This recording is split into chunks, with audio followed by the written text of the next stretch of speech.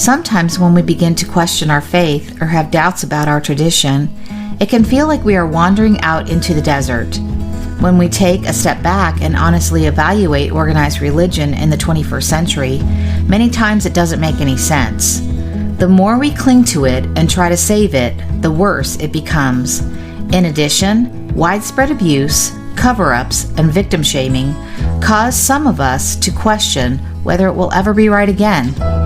The Desert Sanctuary was created by Karl and Laura Forehand. It consists of a podcast, a blog, along with Karl and Laura's writing. We're happy you're here. Welcome to the show.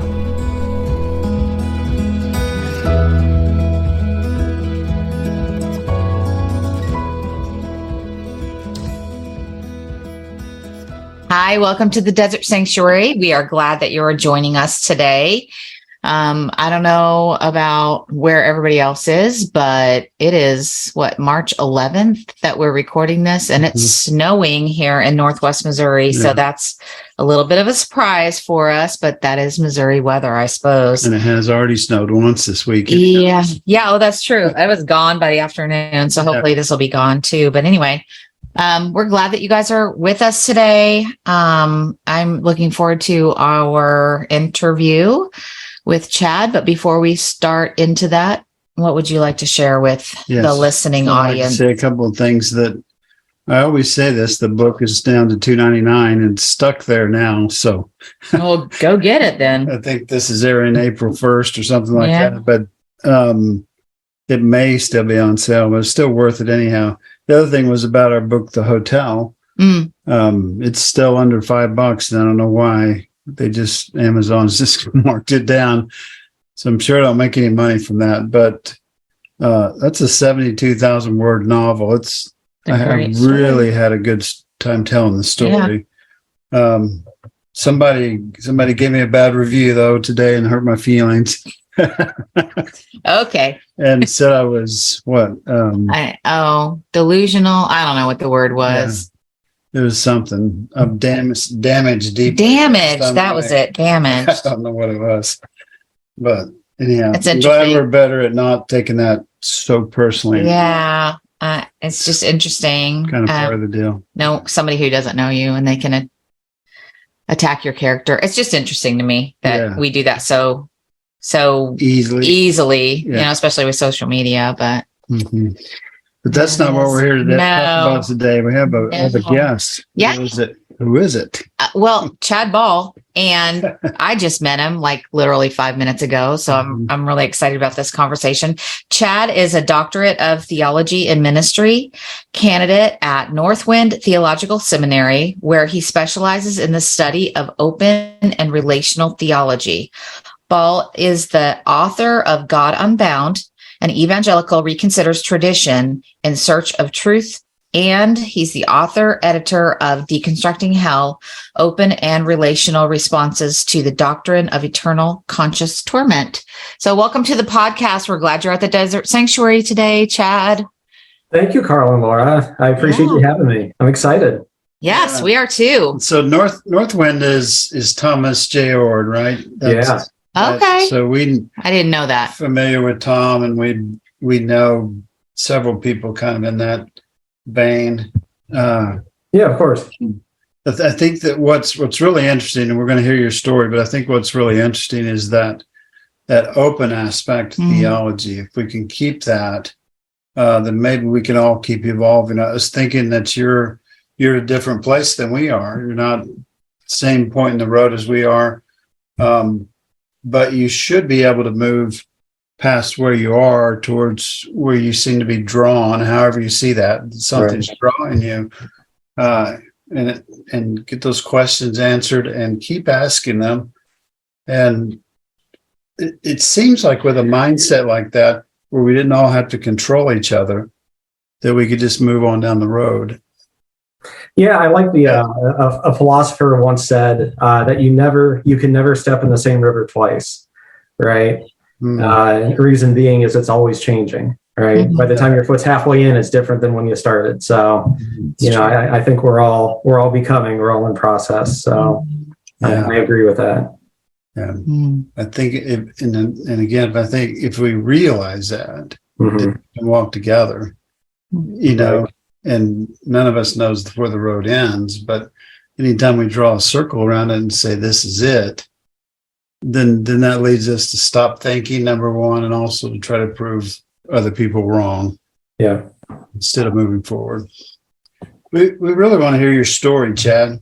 We haven't met you before, just online briefly, and exchanged things and so on there.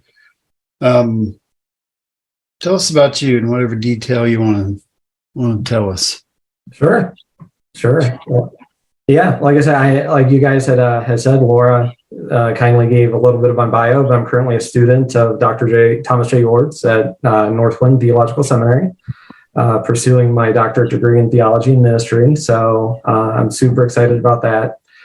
Going a couple years back, and Laura had mentioned this, but I had the opportunity to publish my first book, and it was called God Unbound, Reconsidering Tradition in Search of Truth. And really, that was my first journey, I guess, of putting on paper my thoughts. And I guess I didn't call it at the time, but my thoughts about deconstruction, right? So taking some of the aspects of faith that I had grown up in, and just really putting it through the litmus test of experience and reason, and looking at tradition, but also looking at what the Bible had to say about it, and just applying all four corners of what they call that Wesleyan quadrilateral, and really coming up with some different conclusions, I guess, than maybe some and maybe even most. But God Unbound looked at traditional classical theistic doctrines. It looked at immutability, that God is unchanging, and passibility, that God's emotions doesn't change. Timelessness, that he exists, above the timeline, past, present, and future all at once. Looked at predestination versus free will. Looked at theodicy, looked at the problem of pain and suffering, and why would a good God allow pain in the world. It looked at salvific exclusivity. Do you have to be an evangelical Christian, to experience Christ's salvation? Right? Do you have to, what about those that have never heard, right? What about the unchurched? What about, and you can kind of go on and on from that, and look at kind of the church's traditional approach, and looked at creationism versus evolutionism, and just kind of took those topics and dissected them a little bit, and kind of put my thoughts on paper. But, it was a good time for me to kind of journey through and get to what became my own thinking on those subjects. And certainly we can get into that as much as you want. And, but that was kind of my springboard into, open and relational theology, right? That the future is open, that God is relational with us, right? So the future's open. God doesn't exist above the timeline, right? Time is something we experience. It's a process. It's not an entity to exist outside of. And God creates the future with us in a relational way. Things aren't predetermined, predestined. God works intimately with us to create what comes about in the future. So that's really where I kind of pointed my boat and kept sailing. Through that, I met Dr. Ord, and decided to really go from what has been my career in the lay world, I suppose. I've always been involved in ministry, but I've never been, it's never been my career, right? It's never been my vocation. Fun fact is I'm a pharmacist. So my day job is working in the pharmacy. So during days off and nights, I'm attending seminary and, really trying to further my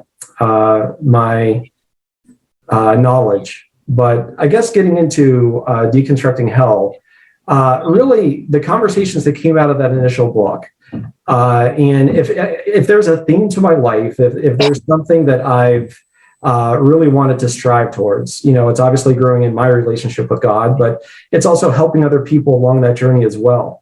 And I guess you could say to make God make sense to people would be really the primary theme that that I'd want to establish in any future current ministry that I have.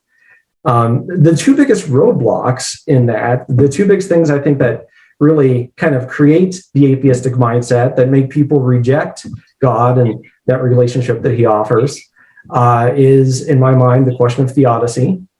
So people that have gone through horrible things, people that see the suffering in the world, why would a good God allow that? And if God is all powerful and would allow that, well, I just don't want anything to do with that God. So I think that's one of the big questions. But the second big question is hell, right? Why would a God that is supposedly loving, that embraces us, that wants a relationship with us, that values us and create us for the purpose of eternal destruction, right? That we would suffer for eternity for, rejecting him. It's a traditional doctrine of the church. The majority of the church in this point in history, although that's not always been the case, would claim that to be true. But I don't. I don't think it fails the litmus test of love, right? That God is defined by. So I really wanted to put together a book that attacked the doctrine of eternal conscious torment from all angles.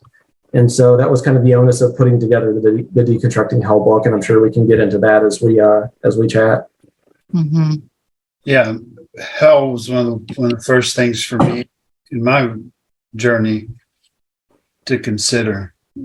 My point of view in my book was not to do all the scholarly stuff like everybody else does.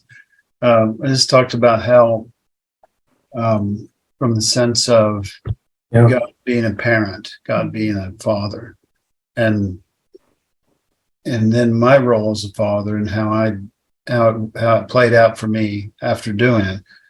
And the thing for me was, how can God be worse than me? Yeah. How can he have a worse temper? How can he, unable to control himself if certain things happen, and all of that. And that was how it kind of started for me. So, but I still don't know, how to argue the verses or whatever. I'm just really not interested in that anymore. Sure. But the book is, from what I've read of it and what I've heard from others, the word on the street is that it does a pretty thorough job addressing, all those different angles and so on. Can you kind of break it up and say this is the things the book did, this is the things we really wanted to do, and tell us from an insider how that happened? Yeah, absolutely. So I guess I wanted to take as much of a logical approach to the subject as possible. So I wanted to create something that you could read straight through, and it made a lot of sense to read straight through. But I also wanted to create something that you could, if you had a question or an issue with a particular aspect of the doctrine, that you can open the book to that chapter. So that was my goal. And obviously we've established I'm studying, I'm a student. So I've been a student of theology, I think, of the Bible, of God, most of my life, right? But I don't have the formal training. So I wanted to bring together experts in their field to do those things. Mm-hmm. And so really the book starts off in just that manner. So I give a little bit of an intro in the preface, but then I wanted to get into the history of hell, right? So how did we get to, if we are at a point today where the majority of the Christian church believes that those who do not accept, do not have a relationship with God, do not accept Christ into their lives and reject a relationship with him, spend eternity in torture and torment, how the heck did we get there? And so chapter 1 was just a history from starting in ancient Judaism, going through some of the Old Testament, going into the intertestamental period of time to the New Testament, and then to early Christianity, and trying to just establish how did we get to where we're at. And certainly we can go into that as much as you want. But the second chapter was, okay, if we've tackled the history, if we have a reason for why we got here, let's talk about this thing called eternal life, right? And so the second one, the first one I have to say is Bob Cornwall was brought in to do that chapter. He's a theological historian. He's written I believe 15, 20 books, extremely knowledgeable person, but kind of the go-to guy if you want to learn about history and church history. So I think he does a great job in that chapter. The second chapter was what I entitled The Philosophy of Eternal Life, or the Philosophy of Everlasting Life. Because one of the reasons that hell was created as a doctrine, or everlasting conscious torment was created as a doctrine, was the assumption that the soul is inherently an immortal thing. Well, if you can't destroy the soul, then if you're not going to spend eternity with God, there's got to be a place for you. And so, that place was called hell by the church. And so, the kind of goes into that philosophy. Is that sound philosophy? And it gets into questioning some of that. Ryan Mullins is a philosopher and does a great job with that. Afterwards, we talk about in the third chapter, Julie Ferwarda, who has written her own book on hell, talks about just the avenue of justice, right? Looking at justice from a scriptural standpoint. Who is a just God? What does it mean to be just? And is eternal punishment just? Is eternal torment just? Right. And so with those things kind of as a backdrop and a preface to the topic of hell, or to deconstructing eternal torment, we then go into kind of the systematic theology sections of the book. And that's where Keith Giles enters into the conversation. You guys, I'm sure, are familiar with him and his work, but he has written the Jesus series, pretty prolific writer, and he advocates for universal restoration, which is one of the three major views throughout church history of the destiny, I guess, of the how many views, just from how many views of this were there in, say, the first few centuries of the church? Do you know that? So yeah, it's interesting. So that's a great question. So there were three predominant views. And it'll be surprising to you, maybe, or the audience, to learn what was initially really the dominant view in early church history. But the three views were eternal conscious torment, universal restoration. So one being those who are unbelievers would spend eternity in torment, separated from God. The second one being that all are eventually restored. And there's different flavors of universal restoration, different ways of explaining that doctrine. But ultimately, there's a restoration of all folks. And they will eventually, through whatever refining fire that needs to happen, through whatever process post-mortem, will eventually spend eternity in fellowship with God. And then the third view would be the view of conditional immortality. That if we do not choose God, that the consequence in this life for sin and separation from God is to not inherit the gift of eternal life, that we would simply cease to exist.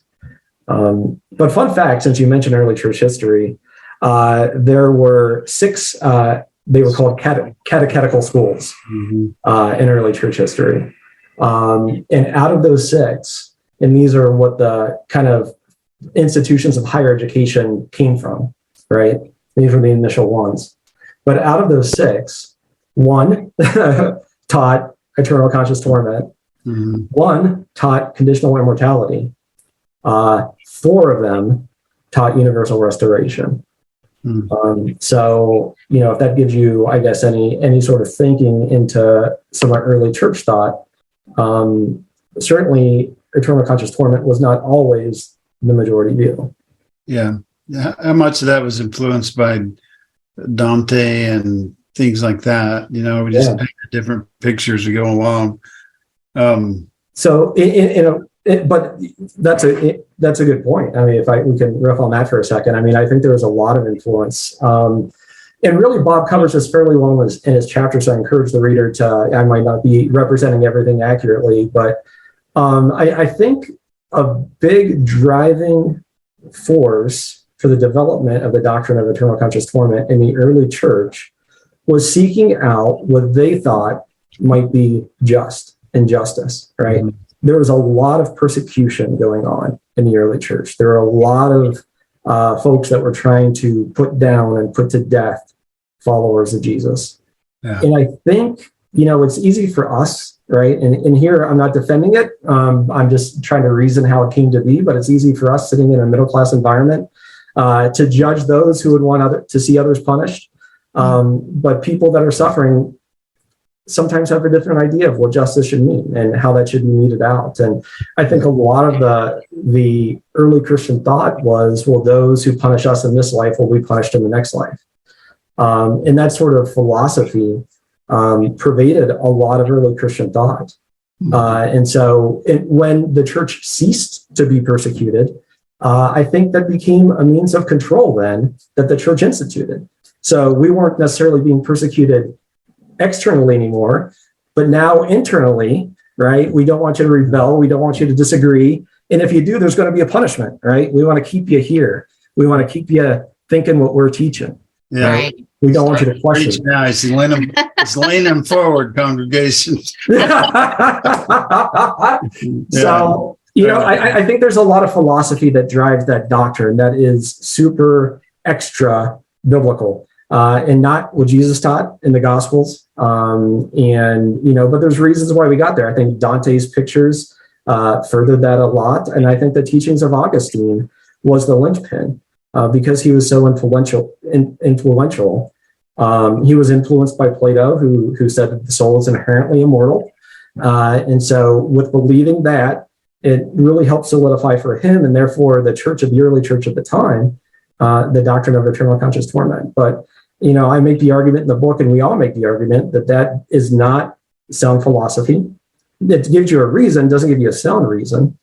And it's certainly not, I would say, if you were to take the Bible, read through it, knowing nothing about it, that the least likely option you would walk away from after reading it would be God is going to torture us in hell forever if we don't follow him. That is not the God that the Bible portrays whatsoever. So, I guess to riff on your point a little bit, I agree. It's Dante and it's all of those who kind of set us up for where we are today. Yeah. I think the other thing is we like, we like the fear. If there's a fear and a negative, you can sell anything. Is the basic principle. If there's in the more, what's his name could dangle you over the pit of hell, the better chance has of selling, even if it's real snake oil instead, instead of religious stuff. But how influential was sinners in the hands of an angry God, right? Yeah, and Jonathan Edwards. Exactly. Yeah. So one of the things I want to talk about is Mark Harris, one of my good friends and one of the greatest guys in the world.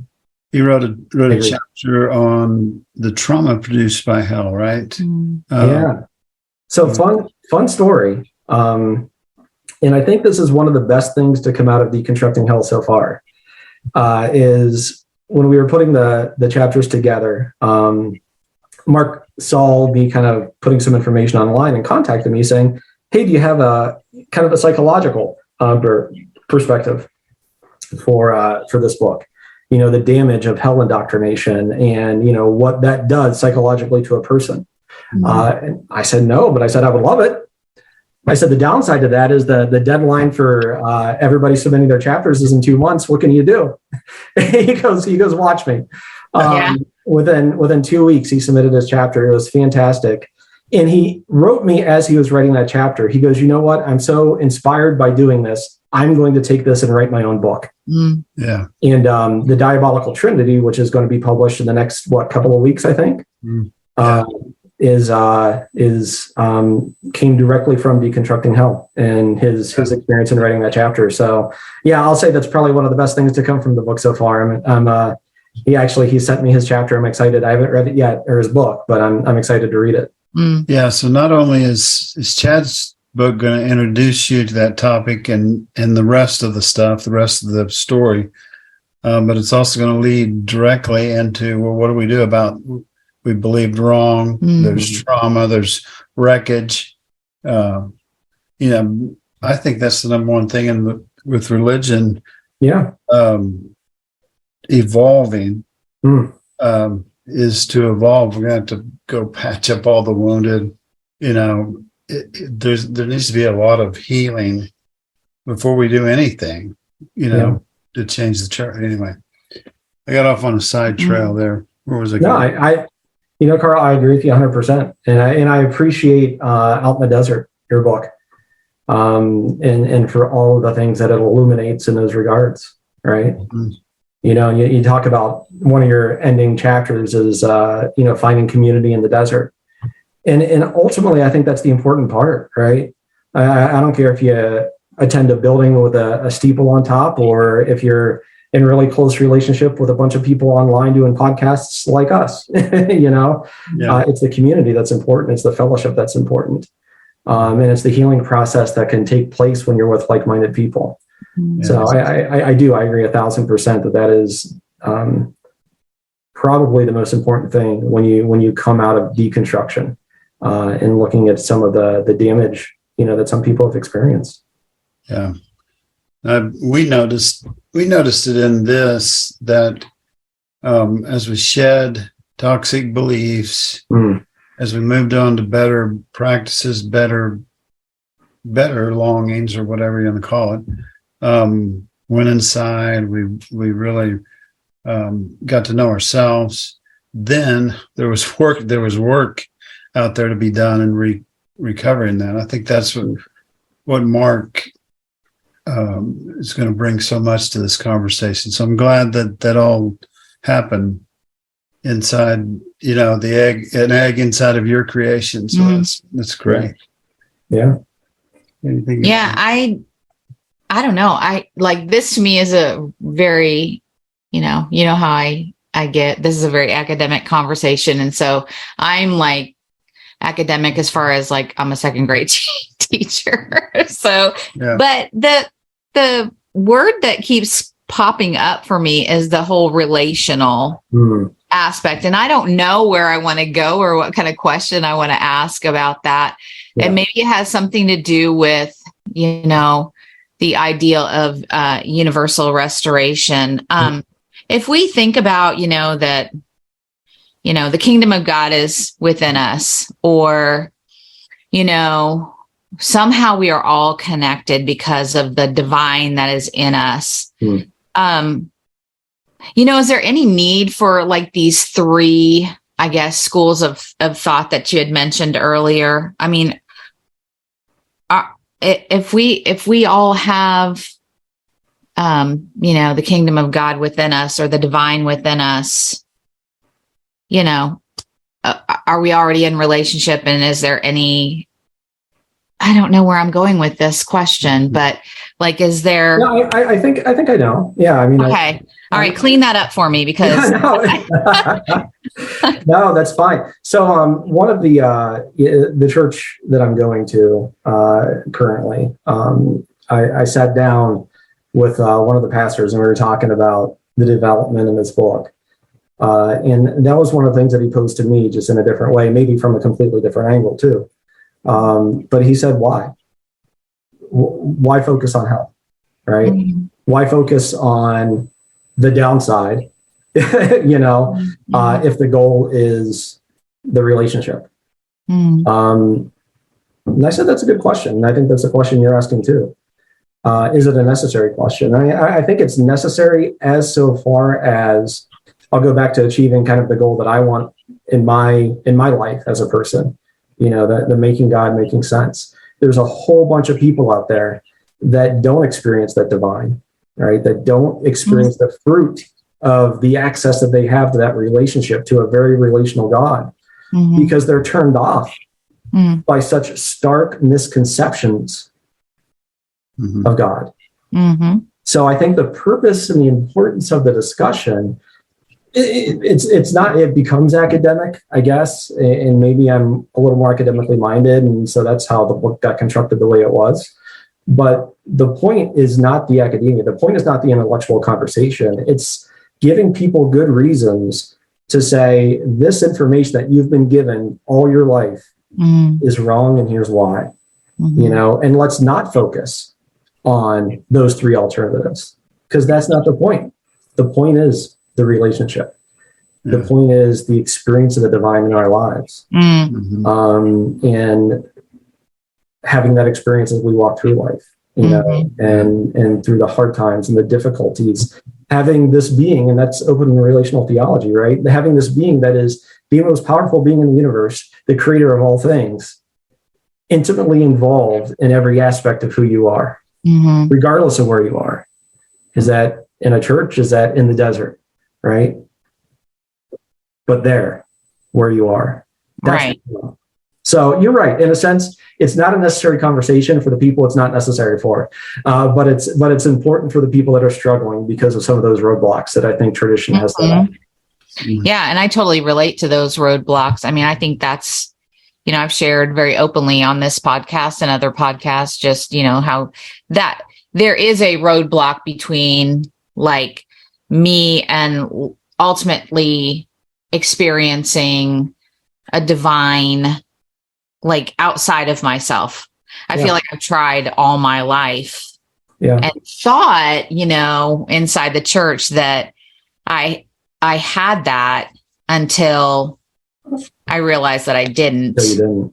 Yeah. So, I mean, that makes a lot of sense. And I appreciate you saying that, really, because I do think that I have a tendency, you know, probably in the harder times of deconstructing, or just the harder times of life, I think I do struggle with, you know, going back to kind of those old, like, well, what's the certainty aspect in all this? Like, just, I want to be sure about something, and just realizing that a lot of that needs to come from my inner knowing, the divine that is within me, you know, however we want to label that. So anyway, I appreciate you saying that, because I think I do get hung up on the academic aspect of everything and hoping to find some sort of certainty and security in that. But then, you know, that really is a pitfall. I think so too. I think there's a difference between confidence and certainty. Certainty is very elusive. Confidence comes over time and with experience, I think. But it's, I mean, faith with certainty isn't faith. So, I mean, arguably we'll never get there, right? Right. On the side of existence. Right. And I think a lot of times in theological discussions like that, I used to be a pastor for 20 years, and I'd be really interested in deciding which view was right. Yeah. Now it's more like, I'm probably one of those, but I'm moving forward. So anyway, but I can see a lot of value in knowing, you know, that what people know now in their modern church wasn't necessarily passed down to you, hand to hand, exactly like we think it is sometimes. And I think the move forward is what I'm saying. I mean, the knowledge base in the facts around faith are probably, and it's counterintuitive, but probably the most fluid thing about it, you know? Because as soon as you're sure about something, something's brought up and you question it. You know, I think for me, you know, in my faith, it has been experience, and that's the thing that's provided the most confidence. Because I think anybody can have an intellectual argument about whatever the case may be, and there could be two valid sides to it.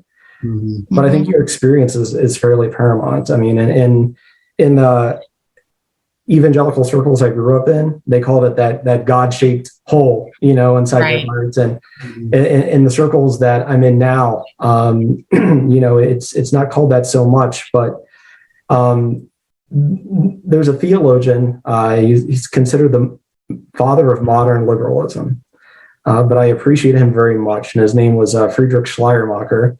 And strange name, but becoming somebody I've been reading a ton recently. But he said that the essence of religion is the feeling of absolute dependence. And for me, that captures it. You know, I think the best part about my faith and the best days of my faith is not when I can intellectually reason a truth, but when I can feel dependent on God and reliant on that relationship. I think that's where the confidence comes from. There's no intellectual argument, I think, that can get you there, because there's always going to be another side to it. Sure. True. Yeah. So you had, and I think I'm still on that relational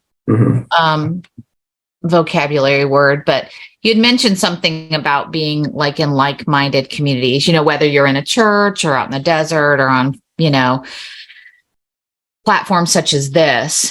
Do you think we are moving toward a space where we can create room in our communities for people who think different, that are not just like-minded?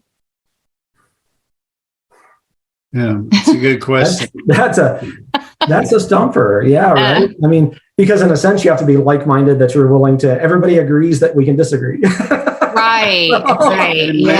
Maybe that's kind of the point, that we've, But isn't okay, if we're talking about God, isn't there room for everyone, right? I mean, isn't that what we hear? Correct. Yeah. In religious circles. And so, I just always feel like if we're, a manifestation of the divine, then are we capable of making room for everyone? I hope so. Me too. Really, really hope so. And I hope we're not judgmental, and I hope we don't break fellowship with people that have a wrong belief system. I think that's destructive. And if the goal of faith is loving relationship, then isn't the opposite of that avoiding people, rejecting people, and disassociating with people? So, which I feel like is part of our story, right? Really I can only speak to us. I can only speak about us, but I mean, that is a very real, truth about our story, is that, when our views began to change, those that were in our churches and, held themselves to being very devout Christians have, left. They haven't. Yeah. So, and it's interesting, I mean, I guess I have I always have that glimmer of hope, and I do hope that there is room for everyone. I mean, even if it's just some people that are able to do that. I agree, but I also think that you guys are creating that, like you guys, what's this, 275 episodes, 280 episodes, you're getting there. Yeah. But so, thank you for the 280. Yeah. So you're creating that community, right? You didn't find it where you were at, and so you're developing that. And so I think you guys are part of the solution, to be honest with you. So I think, can we get there? Sure. I bet it's going to take more people that are doing things that you're doing. Yeah. In order to get there. I mean, we all have church hurt, and I think some of it's understandable, right? I in the church that I'm currently attending, I was teaching a course in systematic theology. After I published this book, I was asked to step down from that. Because not necessarily that there was any one belief or one statement in there that was so outside of the bounds of orthodoxy that I couldn't be associated, but the conversation just wasn't necessarily a welcome one to be had. Gotcha. And me representing that, I guess wasn't something that, they saw as being the best fit. Did that cause hurt and pain? Sure. Did it cause tears? Yes. Part of it, though, is me understanding that, in any institution, you want symmetry. So if someone's bucking that, can they be in leadership? Maybe not, and maybe my place isn't there as far as ministry. I see conversations like this, and I see my book as reaching a wider audience than I ever did in the 6 to 10 people that attended a systematic theology class at a church, Right. Yeah. So I'm not too disappointed by it, but it's those things that push us away, so I get it, because in a small microcosm, I've kind of experienced similar things. So I'm still stuck on one thing. So Maria Francisca French just wrote a book called Better Than the Known Way. Better Than the Known Way, yeah. And in there, she talks about we need to get out of this dualistic thing of believe, don't believe, theist, anti-theist, atheist, right? And it's always, what we're always hoping for is for everyone to agree with us. In reality, it may not be agreement that gets us home. Maybe it's an understanding and a compassion for others that we admit we disagree with, and no matter how much the other side has made that life and death, which president gets elected is going to make or break us. Those kind of things. We just wish that everyone would agree with us. We do that at different levels, right? And study of theology is kind of about that. It's kind of, let's talk about, it at least talks about why we disagree. But maybe the future is realizing that we don't agree, and that may be important when we both find out we're wrong. Yeah. We didn't fully understand it and wish I would have listened to the guy I disagreed with. Yeah. If we can hold, one of the things I like to say is if we can hold our theology at arm's length and our relationships close to our heart, I think we're going to be, not that there's not a place for both, but I think we're going to be in a much better place. Yeah. And not make sure I'm not diminishing people that study and so on, because that's what I would do too. I love to ask questions. So questioning is noble and all that thing, but if it becomes all about, well, do we agree? If not, you're the devil, you're the enemy, you're the other person. Anyway, right. I got off on a tangent, but the book is called Deconstructing Hell. Deconstructing Hell. No subtitle. That's enough. Yeah. That's all you need, right? It's available everywhere. It's published by Sacrisage, right? Yeah. Is that correct? Correct. Starting to see them more and more. It's Tom Ord. It's the Ord family publishing company. So so hopefully you'll see it more and more. It's putting out some good stuff for sure. I concur. I agree. So how can people get a hold of your book? I know you said it's everywhere, but like Amazon, I'm assuming, or if you have do you have a website they can order from, or how can people get in touch with you? Yeah, I think the easiest access is Amazon. Okay. Going to Amazon, Deconstructing Hell, or typing in my name, Chad Bahl. It'll come up, but I think it's most easily accessed through there. If you go to Sacrasage's website, Sacrisage, oh gosh, I'm embarrassed now. It's .com or .org, but you can find it through their website as well. But yeah, Amazon's probably the quickest and easiest. Okay. And then how can people get in touch with you? Are you on Facebook, Instagram? I mean, if they have questions. Yeah. So probably most prevalently on Facebook. So if you just look up my name, Chad Bahl, you'll find me on Facebook. I also just started a Deconstructing Hell group. So there's probably about 140 of us right now, but I wanted to continue this book into a daily conversation. Yeah. And so people can post their thoughts and just kind of process what they're reading, what they're thinking through. So feel free to join that group. It's open. Awesome. But there's a couple ways that you can get a hold of me. I also post a couple of my thoughts occasionally on thelaytheologian.com. So that's my website, The Lay Theologian. So I'll blog occasionally on there, but I'll typically share it online. So a couple ways to get a hold of me, but definitely would love to hear from you for sure. Yeah. And Bahl, just to let our listeners know, is spelled Bahl.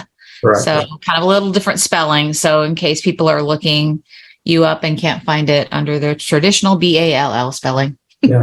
Yeah. Sorry, we kind of dragged you through the mud tonight. We were just wandered off. We wandered off the road there a few times. Yeah, I enjoy. That's the best place to be. Sometimes you get all dirty and you have a lot of fun. You have more fun that way. Yeah. Well, we look I enjoy forward. the conversation. We look forward to seeing you down the road. For sure. Anytime you're out this way, if you write another book, come see us. Let us know. I will. Thank you, Karl. Thank you, Laura. I appreciate the conversation. Yeah, thank you. All right. You out there listening, we're glad that you tuned in. Glad you listened to the stories that we feel are sacred. Mm-hmm. Thank you for listening along. Thank you for not judging, but appreciating that story and believing it. Mm-hmm. So we thank you for coming along. And as always, be where you are, be who you are, and be at peace. Thank you for joining us today on the Desert Sanctuary. We hope you find who you are as you embark on your own journey. For all of us here at the Desert Sanctuary, be who you are, be where you are, and be at peace.